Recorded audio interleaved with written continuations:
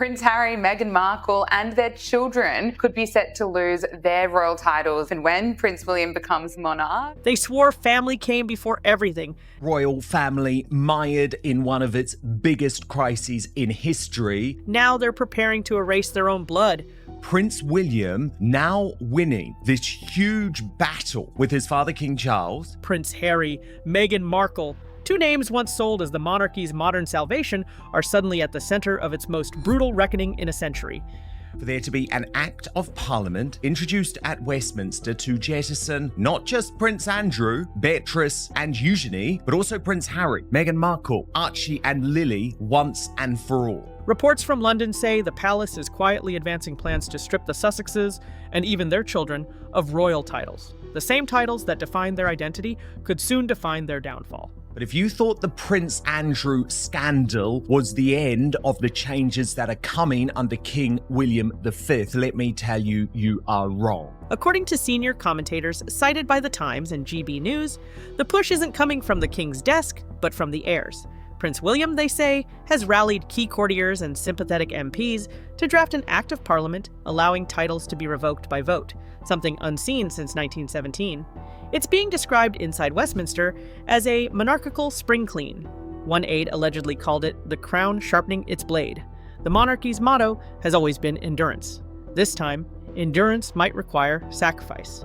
William knows that it is unpalatable for the British monarchy to keep this disastrous couple in the mix when it comes to Andrew and Fergie, but also to have Harry and Meghan constantly dragging down the brand. Both couples are an issue. Yeah, I feel very strongly that Harry and Meghan should be cut out. Behind the palace gates, insiders whisper that the plan gained momentum during King Charles's cancer treatment, when William informally assumed more duties. Charles preserves, William corrects, said one former staffer quoted in the Telegraph. That correction, however, risks becoming demolition. The idea of banishing a son to protect the throne has ignited shockwaves across Britain. Commentators note that even Edward VIII's abdication wasn't legislated so ruthlessly. The contradiction is staggering. A dynasty built on heritage rewriting its own bloodline for survival. Meanwhile, across the Atlantic, silence thickens. Meghan's team has issued no statements, no denials, only polished social posts promoting her lifestyle ventures. Critics online claim that every photo, every caption now looks like a performance staged against the monarchy she left. A viral tweet read, "They wanted freedom, not exile, but the crown is granting both." The phrase has become a meme, flashing across TikTok edits of their wedding footage, fading into courtroom sketches. Inside London, the mood is nothing short of electric. Journalists crowd outside Clarence House, waiting for confirmation. Political pundits debate constitutional limits live on air. And yet, Buckingham Palace says nothing. It's silence louder than outrage. One royal reporter told Sky News, "When the palace goes quiet, history usually happens next." Even veteran courtiers admit the atmosphere feels different this time. Less scandal, more strategy. What's unfolding isn't just family drama. It's a constitutional knife fight disguised as duty. This is so ridiculous, and what O'Brien said about him being a military hero is as ridiculous as when Harry got that award for being a hero of flight. I just about fell off my chair when I heard that, a hero of flight. William's allies call it restoration. Harry's supporters call it revenge. And somewhere between those words lies the truth about Britain's most famous family. Because if the act proceeds, it won't only decide who keeps a title, it will decide who keeps a legacy. And for the first time in generations, the crown's greatest threat isn't an outsider or a scandal. It's one of its own. The jet touched down under a colorless London sky. No red carpet, no photographers, no honor guard, just the dull hiss of rain on tarmac and a prince returning to a kingdom that no longer feels like his. Witnesses at Heathrow's private terminal told the Daily Mail they saw Prince Harry arrive alone, head bowed, moving quickly through security. Sources later confirmed he'd requested an urgent meeting with his father. But palace officials quietly told the Times the king remains under medical supervision, leaving only one door open, the one that leads straight to his brother. Inside those guarded gates, aides describe a monarchy split by design. Charles wants to preserve the institution's soul, one insider reportedly said. William wants to preserve its balance sheet. Since assuming more responsibilities during his father's illness, William has been reshaping the palace like a CEO in crisis mode, trimming costs, restricting media access, and, critics claim, preparing a brand detox. The first step of that detox? Removing the names dragging the Crown's favorability ratings into freefall.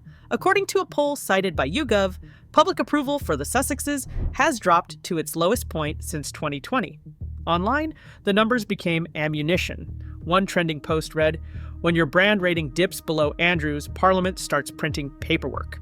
Back in California, Meghan remains silent, but her silence hums louder than any interview. Prince William knows that it's not just Andrew and Sarah and Beatrice and Eugenie which need to be dealt with. It's Harry, Meghan, Archie and Lily too. And he wants his father to be tougher. I think that has to happen. I really, really do. Her rumored luxury cosmetics line, inspired by royal grace, has drawn ridicule on both sides of the Atlantic. Commentators on GB News called it branding the monarchy for profit, while American gossip sites praised its ambition. A single viral reel captured the divide perfectly. Meghan walking through a garden ad for her brand, as the caption flashed, "Exiled but still selling the crown." Within hours, it had racked up millions of views and reignited debate about whether freedom ever truly meant distance. Meanwhile, within Buckingham's inner circle, the atmosphere feels surgical. Courtiers speak in code names, documents move in sealed folders, and meetings once social now end in silence. One veteran aide described it as Operation Restoration. If accurate, it means William's allies are already drafting proposals for a Royal Title Reform Act, legislation that would, for the first time, allow Parliament to rescind titles without royal consent. Constitutional scholars warn it could open a Pandora's box of precedent, but the palace seems unmoved. "The monarchy doesn't wait for permission," one commentator said. "It sets it." As the sun fades behind Westminster, the question gripping London grows sharper. Will Harry confront his brother behind palace doors or before Parliament's cameras? Reports suggest he plans to attend a private dinner with senior courtiers and encounter one tabloid dubbed the Last Supper of the House of Windsor. Whatever happens inside that room will decide whether this is just another feud or the start of a historic purge. You know, it's such a joke, Dan. Here, Harry and Meghan are getting awards for being humanitarians. And humanitarians don't treat family like that. They don't betray their country like that. By the time night fell over London, whispers had turned into drafts. Inside the palace's legal wing, advisors reportedly worked late behind drawn curtains, combing through archives for precedent. The goal wasn't gossip, it was governance. According to reports from the Telegraph, discussions are underway for a new Royal Titles Reform Act, one that would grant Parliament the authority to revoke royal titles without the monarch's personal approval. It sounds procedural, but make no mistake, this is a constitutional earthquake. No such power has existed since World War I, when King George V stripped German relatives of their titles to preserve public trust. Over a century later, that history appears to be repeating itself. And this time, the target isn't foreign, it's family. Inside sources quoted by the Sunday Times described the meetings as unusually structured. Unlike previous palace crises that unfolded through chaos, this one feels orchestrated. "William wants the monarchy to look untouchable again," one source claimed, and that means removing the noise. The noise, of course, refers to Harry and Meghan, the exiled duo whose every word still ripples through royal coverage. Analysts have begun calling it the Sussex effect. Every time they speak publicly, royal approval dips by measurable points, and those numbers, according to newly leaked data, may have crossed a line no one thought possible. The shocking figure broke on Sky News earlier this week, a poll showing Prince Harry's popularity now lower than Prince Andrew's. For an institution already battling fading relevance among younger Britons, it was an unbearable statistic. One political insider called it the red line. Another said, "You can't lead with loyalty to someone the public has already exiled." That poll reportedly triggered a wave of private consultations among senior royals, with William's advisors briefing sympathetic MPs on the potential legal roadmap. The message was simple: clean the brand before the brand collapses. I mean, this is nonsense. They hate it. They didn't like the royal family. They left 5-6 years ago now because they hated it all. Okay, go away. The Queen wished them well, but that's not good enough. What they want is to keep on nagging, to keep on making things difficult for anyone who's royal. Across social media, fans split into factions. Supporters of the Sussexes called the leak a smear campaign and pointed to the monarchy's decades-long media influence. Critics fired back, arguing that Harry and Meghan's own decisions Netflix deals, interviews, and commercial ventures had eroded sympathy. One viral TikTok comment summed it up: "You can't play royal when it's profitable and rebel when it isn't." Even among their defenders, fatigue is setting in. "They're starting to sound like reruns," wrote a columnist in Variety.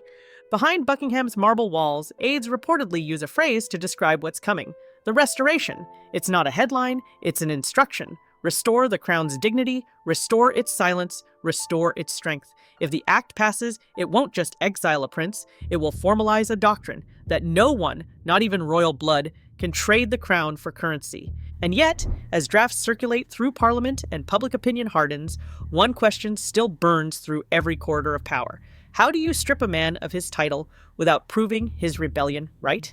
It happened behind the gilded doors of Clarence House, under chandeliers that have witnessed centuries of royal tension. For hours, Prince Harry and Prince William sat across from each other in a meeting aides later described as frozen air. No cameras, no courtiers, no family mediators, just two brothers divided by blood and principle. Reports from the Mirror suggest that Harry arrived unannounced, demanding clarity over the rumored act that would erase his title. "He wanted truth," one insider said. "William gave him strategy." What followed wasn't reconciliation, it was revelation. According to multiple accounts shared with The Guardian and GB News, William told his brother plainly, "This isn't personal, it's structural." The monarchy's survival, he reportedly argued, depends on severing the public's association between royal duty and commercial ambition. "We can't compete with your brand," he's said to have warned, "and we shouldn't have to." For Harry, it was betrayal dressed as duty. For William, it was evolution. Witnesses described Harry leaving the meeting visibly shaken, his security detail rushing him into a waiting car as cameras flashed from the gates. Within hours, royal showdown was trending worldwide. Back in California, Meghan's silence finally broke. Through a spokesperson quoted in People magazine, she said, "No family should be discussing private matters through the press." Yet her statement only fueled the fire. British tabloids framed it as deflection, while American commentators called it damage control. A viral montage of the couple's past interviews, stitched with clips of William shaking hands with Parliament members, racked up over 20 million views in one day. The narrative had flipped. I actually would go as far to say that Harry is a traitor because he betrayed his country. He betrayed one of the leading institutions of his country, the monarchy. He disgraced the monarchy. He disgraced his family. What began as whispers of reform had transformed into a televised sibling war. Meanwhile, King Charles reportedly watched from Sandringham, torn between paternal instinct and constitutional restraint. "The king's heart is heavy," one palace source told ITV, "but the institution can't pause for emotion." For decades, Charles dreamed of a monarchy rooted in compassion. William now dreams of one built on efficiency. And as Parliament prepares for its next session, aides confirm that draft language for the Royal Titles Reform Act is ready to be introduced. If passed, it would not only remove titles but prohibit any reinstatement without parliamentary consent, a permanent severing of royal identity.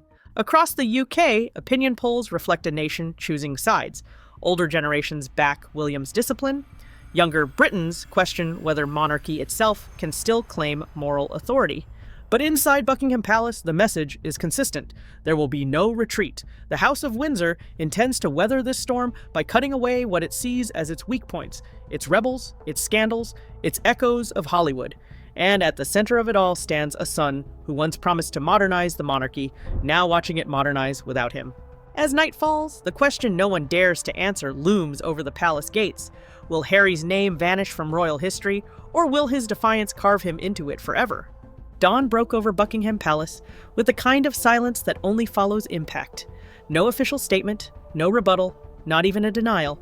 Just the soft rustle of newspapers carrying a single headline across Britain: Act of Parliament imminent. For the first time since Edward VIII gave up his crown, Parliament and the palace appear aligned in purpose, this time not to protect the throne, but to prune it. According to the Telegraph, legal drafters have already finalized the language that would allow hereditary titles to be revoked in the interest of national integrity.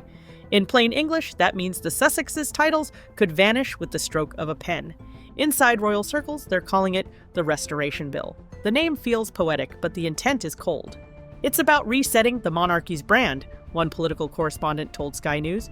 William wants to show that the crown answers to duty, not DNA. And while King Charles has not formally endorsed the measure, insiders suggest he won't block it either. His illness has made him pragmatic, his reign more symbolic than sovereign. Behind him stands an heir who no longer sees himself as the next monarch, but as the first modern one. Across the Atlantic, Harry and Meghan's response landed like static. A joint statement released through their spokesperson described the act as deeply saddening, but not unexpected. They insisted they remain devoted to causes of compassion and community. But the internet heard something else: resignation. One comment beneath the post went viral overnight. The Crown took their titles. Hollywood took their relevance. It captured a sentiment that no PR team could spin away. The world had moved on. For the monarchy, the move marks a brutal kind of rebirth. For the Sussexes, it's exile sealed in ink. And yet, in that silence, another truth hums. Every institution survives by rewriting its own story. This is how the Crown does it, through continuity, through forgetting, through control. The brothers may share blood, but history rarely spares sentiment. William's reign will be defined by preservation. Harry's legacy, by loss. Still, beneath all the strategy and spin, one question endures. If a family built on loyalty can discard its own to survive, what does survival even mean? Is power worth the cost of peace? Or, as one commentator put it, the monarchy may endure another 1,000 years, but who will still believe in it? The silence from Buckingham isn't an absence, it's a statement. And maybe, in that quiet, lies the final verdict on the House of Windsor's most painful chapter. If the Crown truly moves to erase its own bloodline, what comes next for royalty itself? Subscribe and stay with us, because the story isn't over. The next chapter could change the monarchy forever.